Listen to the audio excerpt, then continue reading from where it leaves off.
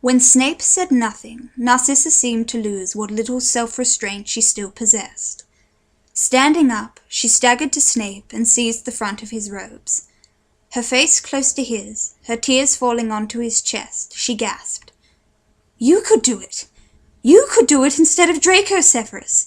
You would succeed, of course you would, and he would reward you beyond all of us!" Snape caught hold of her wrists and removed her clutching hands. Looking down into her tear-stained face, he said slowly, "He intends me to do it in the end, I think. But he is determined that Draco should try first. You see, in the unlikely event that Draco succeeds, I shall be able to remain at Hogwarts a little longer, fulfilling my useful role as spy." "In other words, it doesn't matter to him if Draco is killed!" "The Dark Lord is very angry," repeated Snape quietly. "He failed to hear the prophecy. You know as well as I do, Narcissa, that he does not forgive easily." She crumpled, falling at his feet, sobbing and moaning on the floor. "My only son! My only son!" "You should be proud," said Bellatrix ruthlessly. "If I had sons, I would be glad to give them up to the service of the Dark Lord." Narcissa gave a little scream of despair and clutched at her long blonde hair. Snape stooped, seized her by the arms, lifted her up, and steered her back onto the sofa. He then poured her more wine and forced the glass into her hand. "Narcissa, that's enough. Drink this, listen to me." She quietened a little. Slopping wine down herself, she took a shaky sip. "It might be possible for me to help Draco." She sat up, her face paper-white, her eyes huge. "Severus!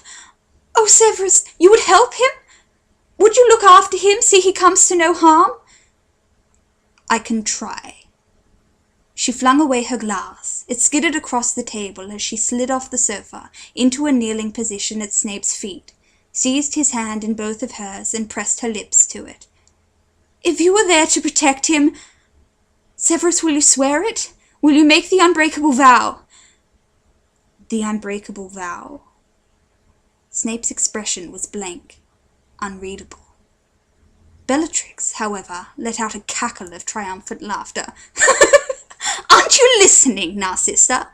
Oh, he'll try, I'm sure. The usual empty words, the usual slithering out of action. Oh, on the Dark Lord's orders, of course."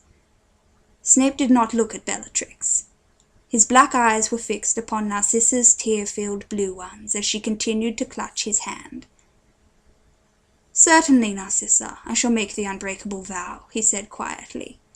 "Perhaps your sister will consent to be our bonder." Bellatrix's mouth fell open.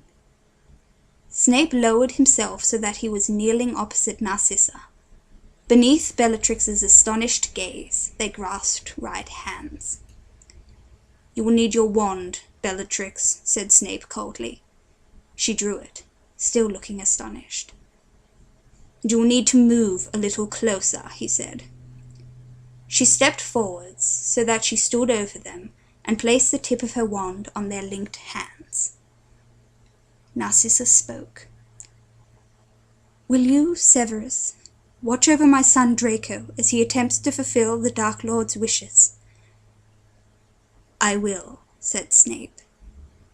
A thin tongue of brilliant flame issued from the wand and wound its way around their hands like a red-hot wire.